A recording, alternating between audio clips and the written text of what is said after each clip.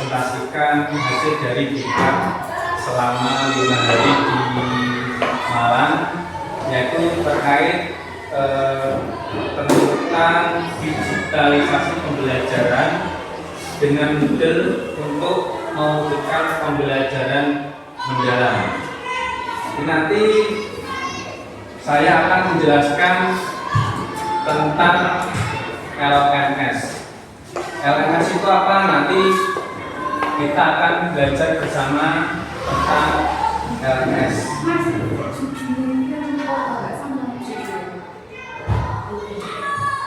Di sini di era digital ini, untuk peningkatan kompetensi digitalisasi pembelajaran melalui LMS, yaitu nanti yang akan kita bahas bersama, yaitu tentang apa saja yang ada di LMS.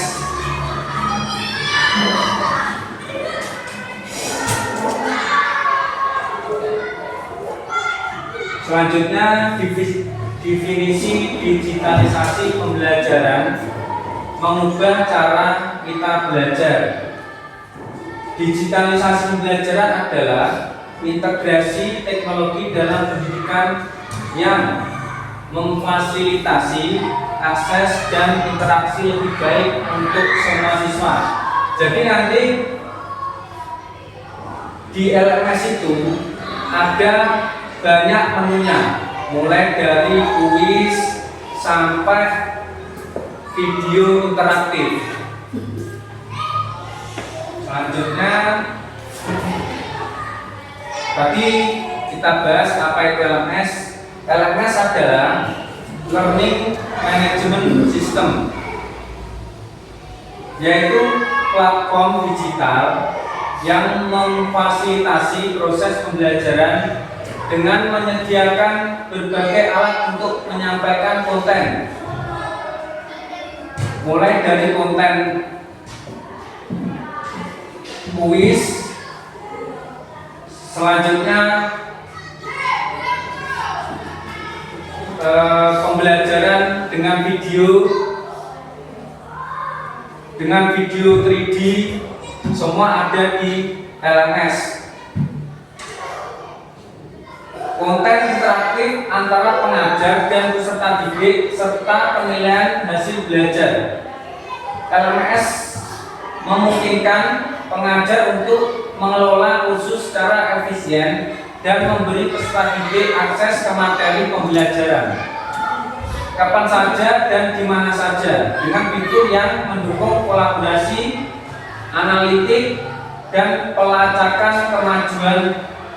LMS sangat penting dalam mengoptimalkan pembelajaran di era digital. Jadi nanti di LMS itu bisa digunakan untuk ujian sekolah, biasanya SAS, SAT, gitu ya Bapak Ibu. Selanjutnya, kompetensi digital utama. Di LMS itu ada 3, yaitu literasi digital, kemampuan untuk mengakses, memahami, dan menggunakan informasi dalam berbagai format. Ini penting untuk mendukung pembelajaran yang efektif di lingkungan digital saat ini. Selanjutnya, pembuatan konten. Pembuatan konten mencakup kemampuan menciptakan materi pembelajaran yang menarik dan informatif. Ini memungkinkan pendidik untuk berbagi ide pengetahuan secara efektif dengan para siswa. Jadi nanti guru memberikan link atau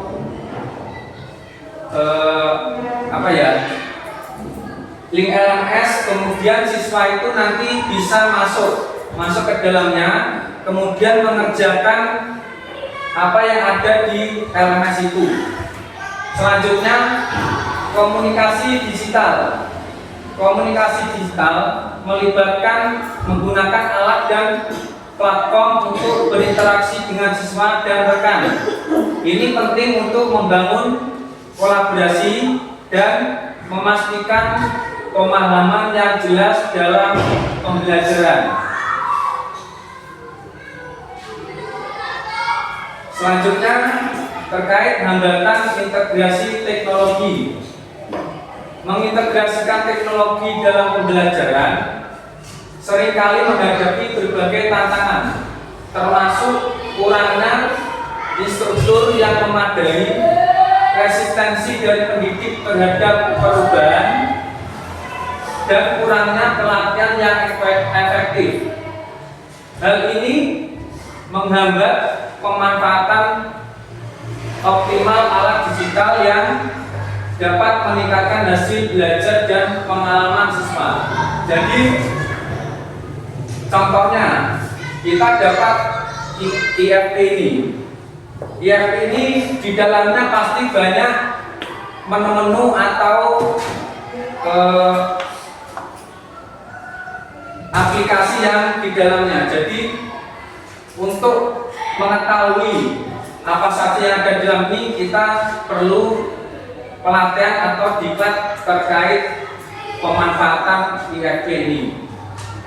Selanjutnya, untuk mengatasi hambatan ini, penting untuk menciptakan lingkungan dukungan yang mendorong penggunaan teknologi dan menyediakan sumber daya yang diperlukan bagi pendidik dan siswa. Nah, untuk mengatasi itu semua, kita bisa melakukan pengimbasan. Setelah kita melakukan diklat, kita bisa mengimbaskan dari hasil pelatihan itu kepada teman-teman guru di lembaganya masing-masing. Jadi nanti untuk teman-teman guru atau rekan sejawat itu bisa mengetahui atau bisa menguasai tentang digitalisasi pembelajaran. Selanjutnya, fungsi utama LMS dalam pembelajaran. Penyampaian konten. LMS memungkinkan penyampaian konten yang terstruktur, memfasilitasi akses mudah bagi siswa untuk materi pembelajaran kapan saja. Jadi LMS ini bisa diakses di mana saja, bisa menggunakan internet ataupun tidak menggunakan internet.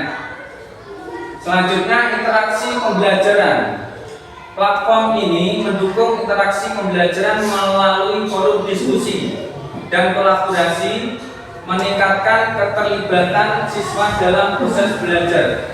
Jadi nanti di dalam LMS itu ada banyak menunya. Salah satunya yaitu forum diskusi serta kuis-kuis soal-soal seperti itu. Kemudian penilaian. LMS menyediakan alat penilaian yang efektif untuk monitor kemajuan siswa, memungkinkan pengumpulan data untuk analisis dan perbaikan pengajaran. Nah, di situ ada fitur LMS untuk pembelajaran mendalam. Untuk forum diskusi mendorong kolaborasi dan pemikiran kritis. Kemudian integrasi multimedia, menyediakan berbagai sumber belajar interaktif. Jadi nanti di dalamnya banyak sumber belajar yang bisa kita pelajari. Platform LMS populer. Di sini ada Moodle, Flexible Learning dan Course Management Platform. Jadi nanti di sini ada menu seperti kalau Bapak itu yang sudah ikut pelatihan guru penggerak pasti tidak asing dengan Moodle. Menunya seperti ini. Kemudian Google Classroom, Di situ ada nanti ada menunya kelas, kita bisa membuatnya di situ. Kemudian di sini ada banyak lagi untuk pembelajaran kita di LMS.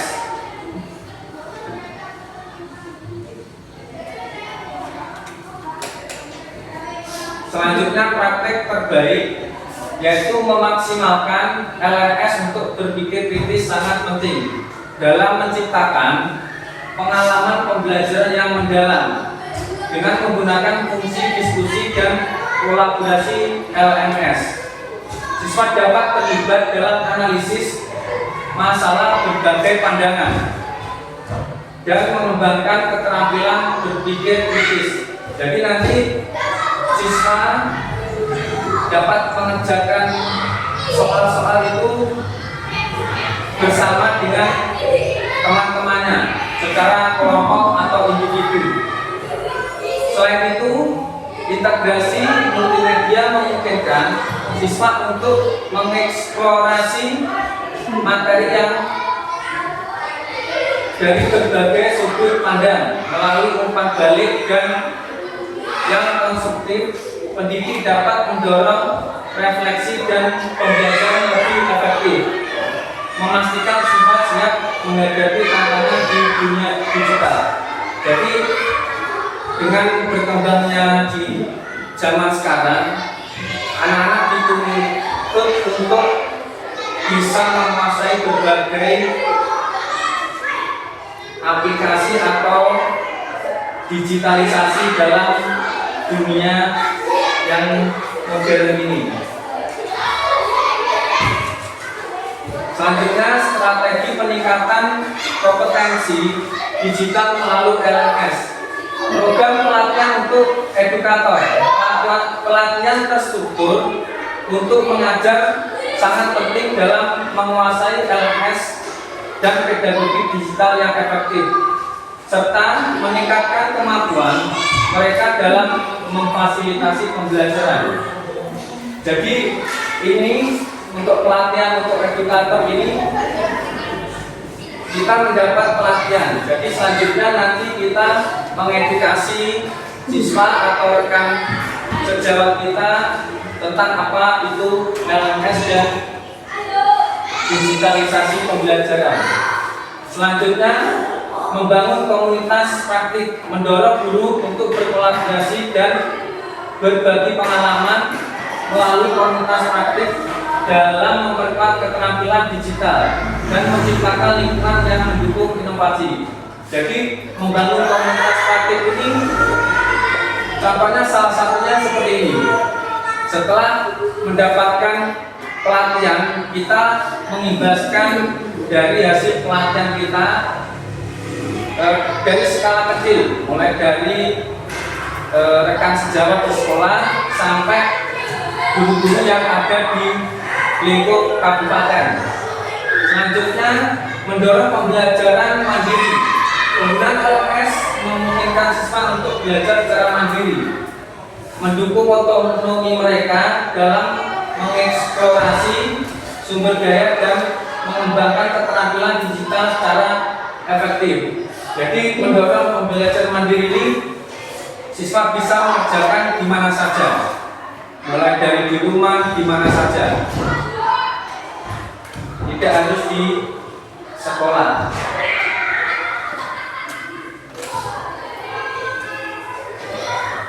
Jadi LMS ini kemarin terkait pelatihan itu juga mengacu pada pembelajaran mendalam atau deep learning.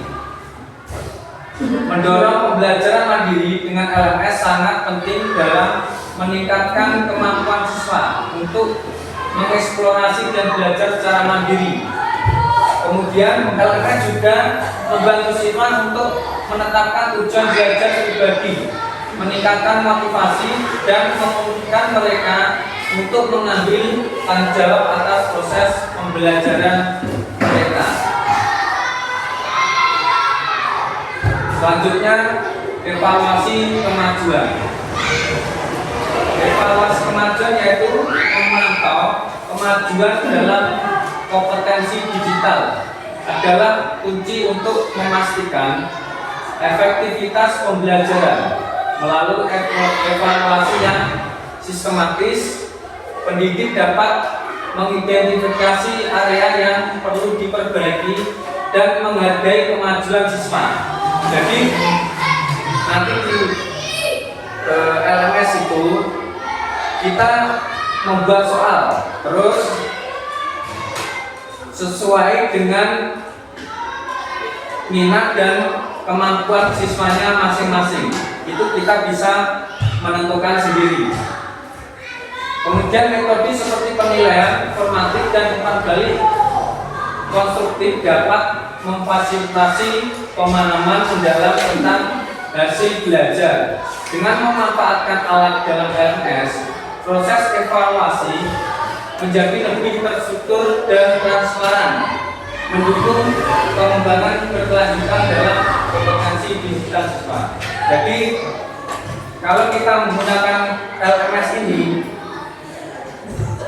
faktor atau unsur siswa mencontek atau bertanya temannya itu sangat minim. Jadi penggunaan LMS ini sangat bagus untuk mengetahui kemampuan siswa.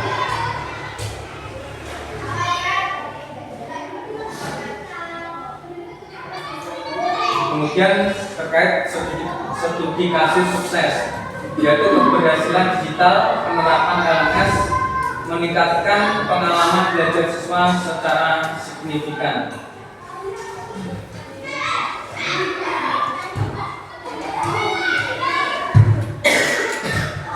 Selanjutnya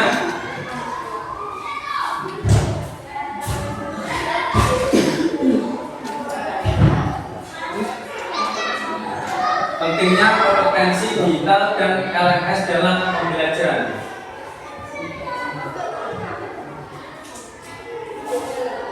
Kesimpulan ini menegaskan peran kunci LMS dalam meningkatkan kompetensi digital untuk mencapai pembelajaran mendalam dan bermakna.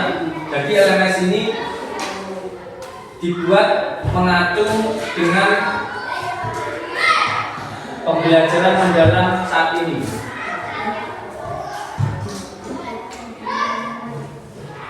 Selanjutnya yang terakhir, mari kita tingkatkan kompetensi digital kita. Ciptakan pembelajaran mendalam dan bermakna. Terima kasih. Selanjutnya kita langsung masuk ke LMS.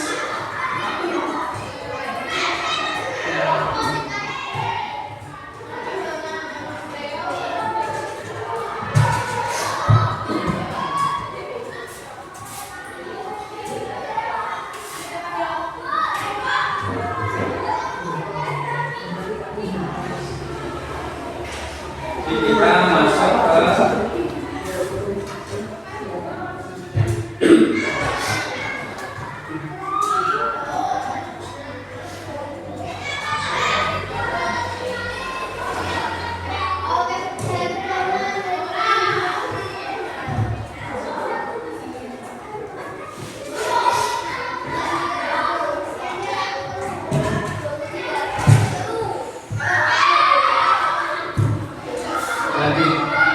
menunya ini seperti ini, masuk.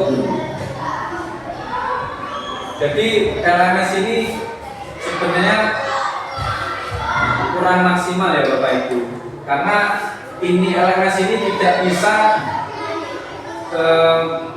guru lain mendaftar akun sendiri. Jadi akun ini cuma satu dari BPPTK itu. Yang diberi akses itu cuma yang ikut pelatihan kemarin. Jadi pembebasan ini cuma untuk mengetahui apa saja yang ada di dalam LMS ini. Seharusnya kan LMS ini bisa dibagikan kepada Bapak Ibu guru, kemudian nanti bisa dibuat untuk pembelajaran di kelas masing-masing. Kemudian di sini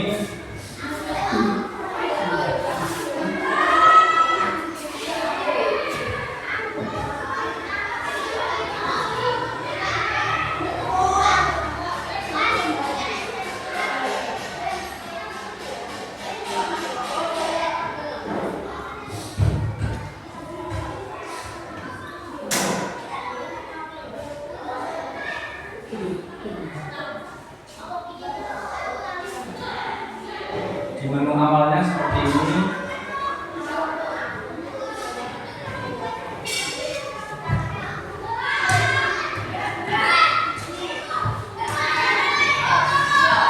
Nah, ini teman-teman yang ikut pelatihan kemarin. Jadi di sini di menunya ini cuma ada yang ikut pelatihan kemarin. Untuk saya kemarin membuat kelas sendiri terkait dengan pembelajaran sesuai dengan mapel yang saya ambil.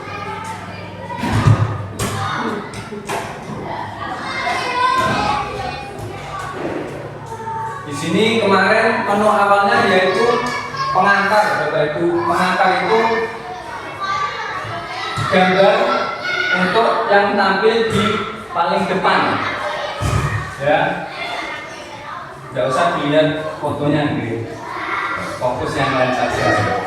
Di sini bisa kita isikan menu gambarnya, nanti bisa muncul di depan, termasuk dengan deskripsinya ini. Ya, kalau kemarin saya membuat langkah-langkahnya seperti ini, mulai dari pengantar, kehadiran siswa, kemudian pengumuman,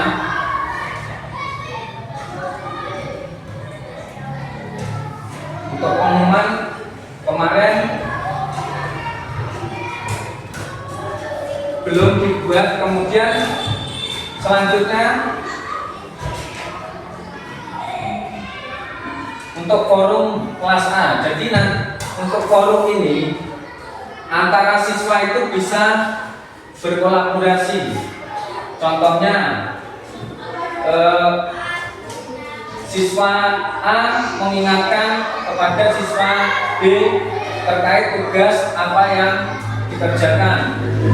Kemudian selanjutnya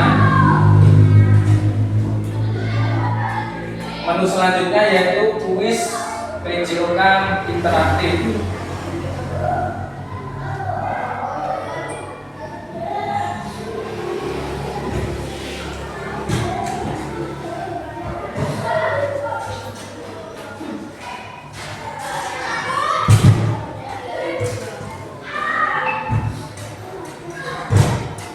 Jadi ini kalau saya bilang fotonya gitu, Pak. Fotonya gambar.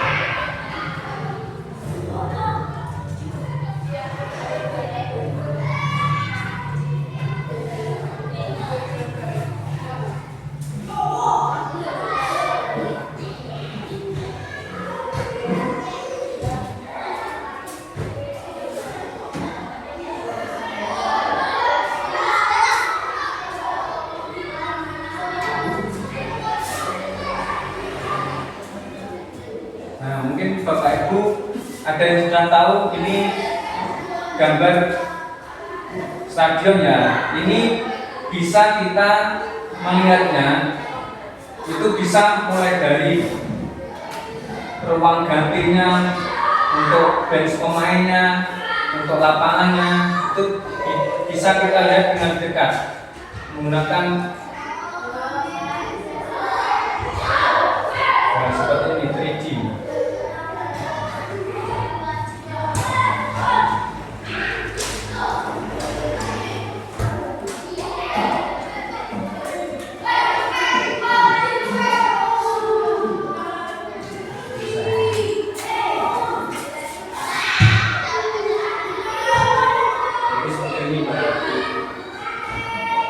Ini bisa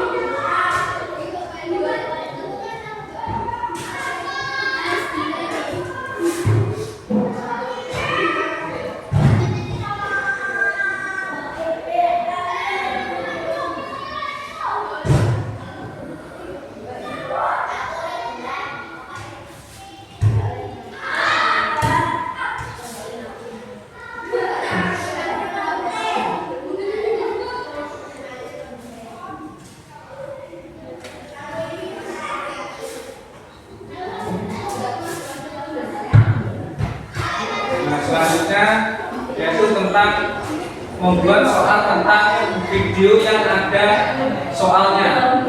Jadi nanti saat video ini diputar, nanti di menit berapa itu ada soal yang keluar. Jadi siswa bisa menjawab soalnya dulu, terus melanjutkan video pembelajar yang kita buat. Seumpama kita menggunakan video tata surya, di situ di menit berapa ada soal tentang pertanyaan tata surya. Kalau soal itu tidak dijawab, nanti video itu tidak bisa lanjut.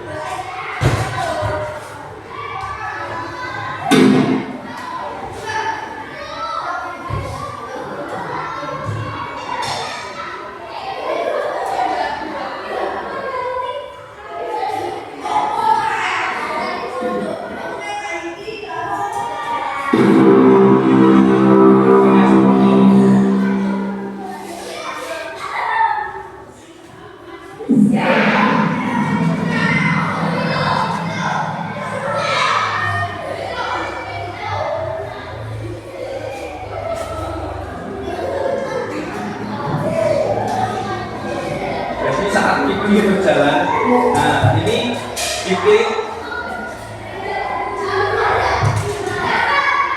nanti ada pertanyaan yang muncul. Jadi sebelum pertanyaan itu nanti tidak dijawab, itu video tidak bisa lanjut. Contoh pertanyaan, sebutkan teknik dasar dalam sepak bola.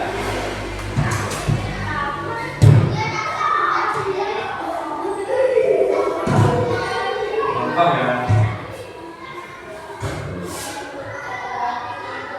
Nah, selanjutnya videonya bisa berputar.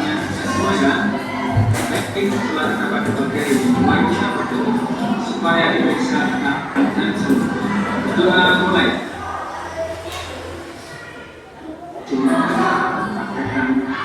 Bagaimana cara untuk dan itu yang pertama. Jadi muncul lagi seperti ini. Bisa kita buat dari menit pertama sampai menit terakhir. Kita buat soal-soal di video yang kita buat.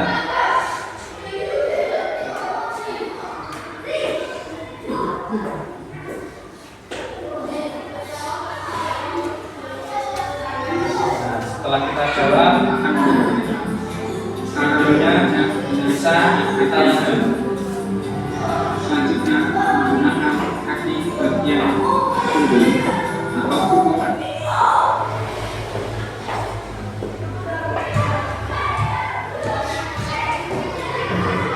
Selanjutnya ini ada menu kamera 360. Bapak Ibu guru ada yang sudah tahu kamera 360? Bukan kamera 30 untuk mempercantik itu ya Bapak Ibu. Ini kamera 30 itu kita bisa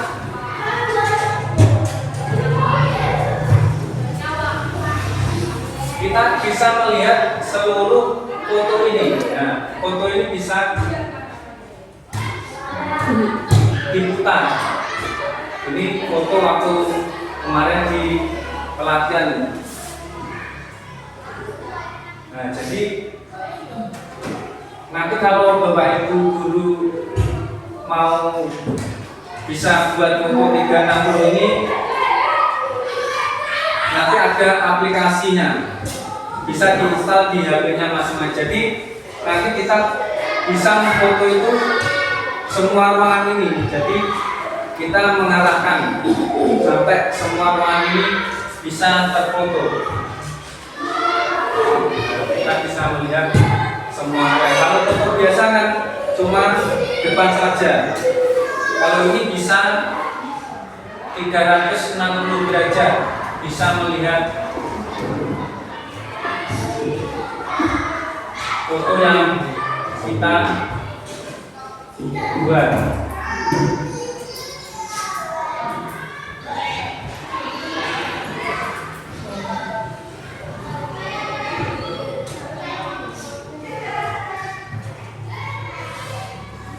kemudian untuk 360 ini kita bisa mengarahkan ini ke slide selanjutnya.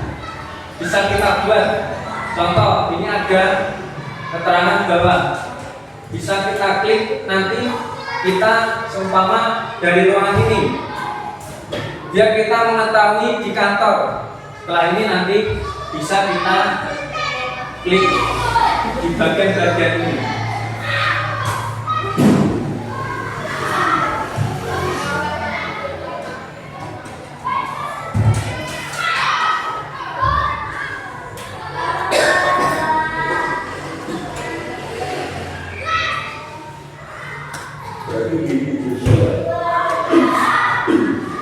Bukan video, Pak, foto. Jadi kita berputar 360 derajat sampai dari atas ke bawah sampai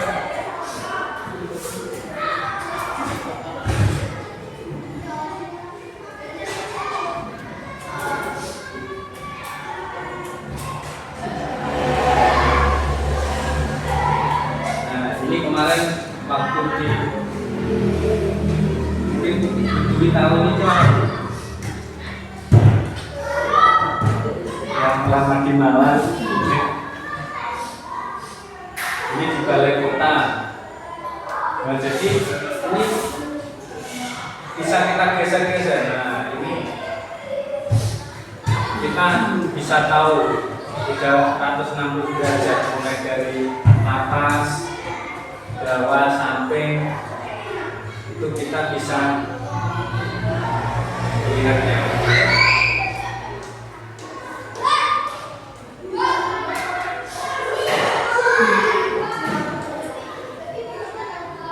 Seperti ini.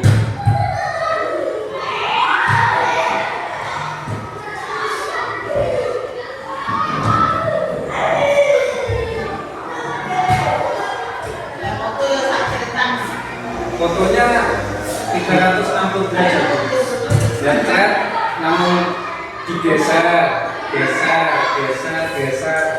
Kalau sudah 360 derajat, itu digeser lagi atas, bawah, sampai semua terfoto. Jadi cuma satu kali klik, kita cuma membuka mukanya. Nanti ada kayak lingkaran gitu. Kita menyesuaikan lingkaran itu, jadi nanti foto ada lingkaran putih, ada lingkaran lagi gitu. Ini bisa diinstal di HP.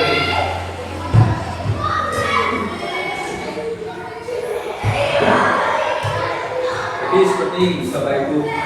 Mungkin sebelum saya mengakhiri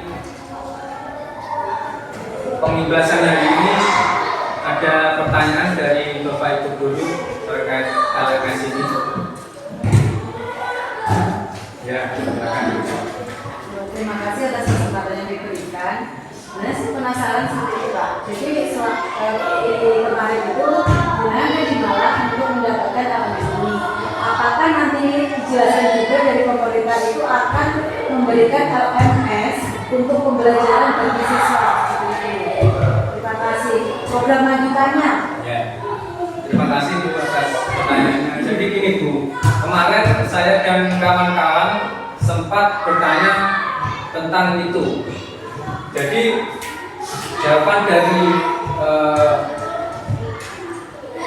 yang melatih kita itu katanya untuk saat ini belum ada akses untuk itu.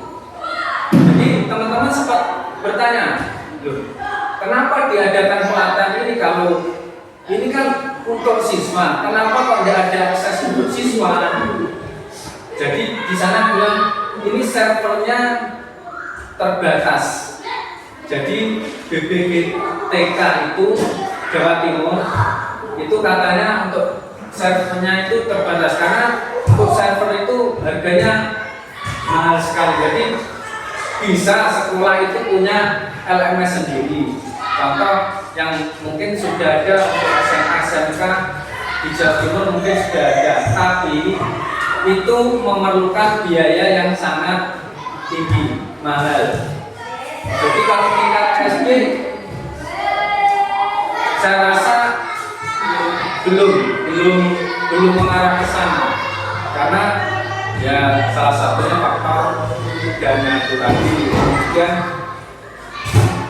kalau LMS ini, kalau untuk jenjang SD saya rasa belum cocok lah untuk SD. Ini biasanya untuk SMP dan SMA SMK. Karena untuk SMA SMK bisa untuk ujian, untuk pengumuman-pengumuman yang penting terkait sekolahnya. Kemarin begitu Bu, saya bertanya, kemudian jawabannya seperti itu. Pembebasannya cuma untuk guru, tapi guru saja itu sekedar cuma untuk tahu saja, tidak bisa daftar ke LMS ini sendiri. Jadi guru tidak bisa menggunakan LMS ini untuk pembelajaran di kelasnya masing-masing. Begitu. Mungkin ada lagi Bapak Ibu pertanyaan?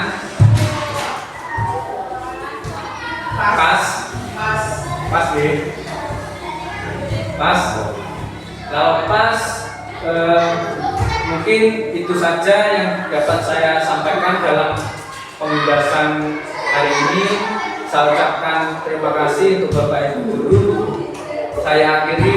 Wassalamualaikum warahmatullahi wabarakatuh.